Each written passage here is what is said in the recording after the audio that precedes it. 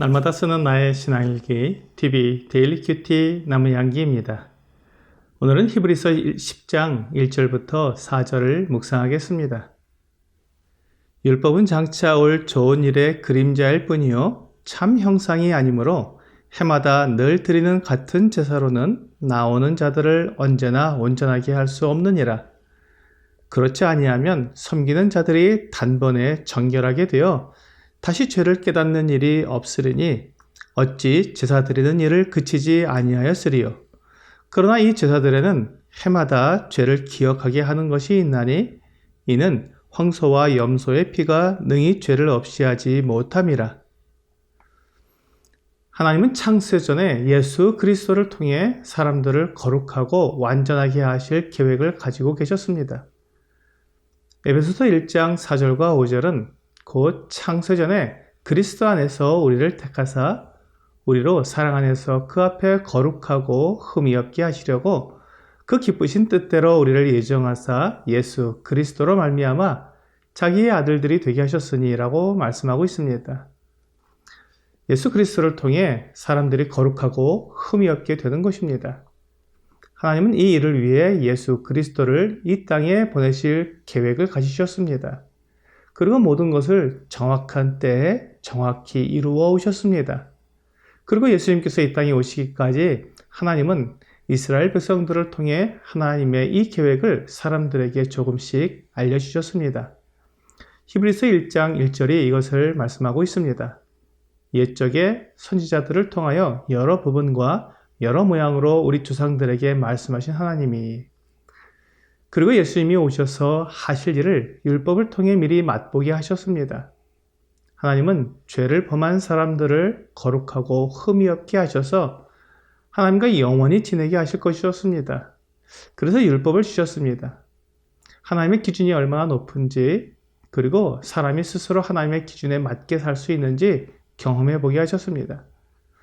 하나님께서 율법으로 사람이 스스로 거룩하게 되라고 주신 것이 아니었습니다. 오히려 율법을 통해 사람이 스스로 거룩하게 될 수 없다는 것을 알게 하려는 것이었습니다. 로마서 3장 19절과 20절은 우리가 알거니와 무릇 율법이 말하는 바는 율법 아래에 있는 자들에게 말하는 것이니 이는 모든 입을 막고 온 세상으로 하나님의 심판 아래에 있게 하려 함이라. 그러므로 율법의 행위로 그의 앞에 의롭다 하심을 얻을 육체가 없나니 율법으로는 죄를 깨달음이니라 라고 말씀하고 있습니다. 율법이 말하는 것은 온 세상 사람들이 다 하나님의 법을 어겼기 때문에 모두가 다 하나님의 심판을 받아야 한다는 것입니다. 이것을 통해 하나님께서 예수 그리스도 안에서 믿는 자에게 이루어지실 거룩함과 의로움이 얼마나 큰 것인지 알 수 있게 해주시는 것입니다. 예수 그리스도 안에서 우리에게 주실 거룩함과 의로움이 오늘 본문에서 말씀하고 있는 장차 올 좋은 일입니다. 하나님께서 이스라엘 백성들에게 율법을 주실 때에는 이 좋은 일이 아직 오지 않은 미래의 일이었습니다. 그래서 이스라엘 백성들은 이 그림자를 붙들고 하나님을 섬길 수밖에 없었습니다. 그래서 율법이 마치 자기들을 거룩하게 해줄 수 있는 것처럼 오해를 한 것입니다. 하지만 율법으로는 해마다 같은 제사를 반복해서 드려야 했습니다. 그렇기 때문에 율법으로 드리는 제사는 완전한 제사가 아니었습니다. 만일 완전한 제사라면 죄가 완전히 용서되어 다시 죄를 생각할 필요도 없고 다시 제사를 드릴 필요가 없어야 했습니다. 그렇지만 해마다 이스라엘 백성들은 그들의 죄를 기억해야 했고 그것을 위해 또 다시 같은 제사를 드려야 했습니다. 그러므로 율법에 속한 제사는 사람들을 거룩하고 의롭게 만들어주지 못합니다. 반면에 고린도전서 1장 30절은 너희는 하나님으로부터 나서 그리스도 예수 안에 있고 예수는 하나님으로부터 나와서 우리에게 지혜와 의로움과 거룩함과 구원함이 되셨으니 라고 말씀하시므로 우리가 주 예수님으로 말미암아 의로움과 거룩함을 얻게 되는 것을 분명히 말씀하고 있습니다. 율법이 우리를 거룩하게 해주지 못하지만 우리 주 예수 그리스도는 우리를 완전하게 하고 거룩하게 하며 의롭게 해주어서 하나님 앞에 구원을 받게 해주시는 것입니다.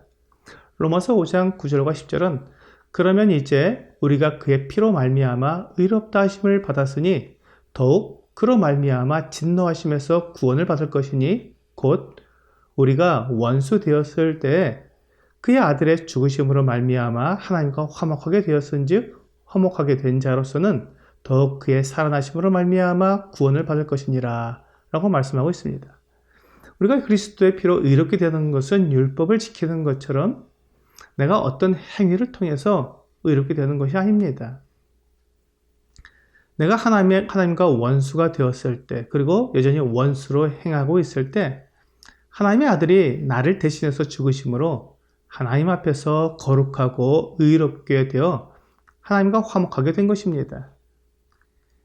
히브리서 8장 7절은 저 첫 언약이 무흠하였더라면 둘째 것을 요구할 일이 없었으려니와 라고 말씀하고 있습니다. 첫 언약은 율법을 가리킵니다.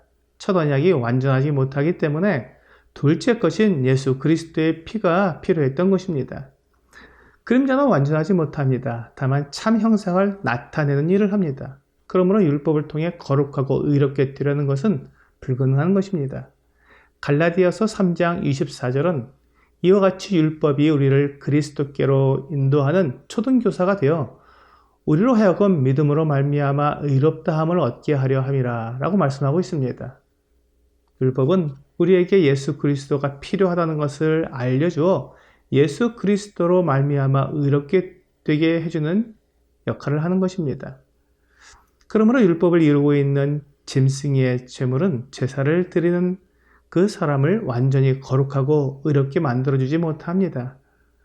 오늘 본문 4절에 황소와 염소의 피가 능히 죄를 없이 하지 못함이라는 말씀은 황소와 염소의 피가 첫 언약이요 그림자에 속한 것이기 때문에 완전하지 못하고 사람의 죄를 완전히 용서할 수 있는 제물은 오직 예수 그리스도의 피 외에는 없다는 것을 말해주고 있는 것입니다. 베드로전서 1장 18절과 19절은 너희가 알거니와 너희 조상이 물려준 헛된 행실에서 대속함을 받은 것은 은이나 금같이 없어질 것으로 된 것이 아니요 오직 흠없고 점없는 어린 양 같은 그리스도의 보배로운 피로 된 것이라 라고 말씀하고 있습니다. 주님은 우리를 위한 어린 양으로 완벽한 제물이 되셨습니다. 오늘의 적용 질문을 보겠습니다. 율법이 참 형상이 아니라 그림자라는 것이 나에게 어떤 의미가 있습니까? 율법을 통해서 내 힘으로는 의롭게 될 수 없다는 것을 알고 오직 하나님께서 준비하신 완전한 제물이신 예수 그리스도를 통해 의롭게 될 수 있다는 것을 알게 됩니다. 오늘 율법의 행위나 완전하지 못한 제물에 의지하여 늘 불안한 삶을 살기보다는 완전하고 거룩하신 예수 그리스도를 믿음으로 거룩하고 의롭게 되는 귀한 시간이 되기를 주 예수님의 이름으로 기도합니다.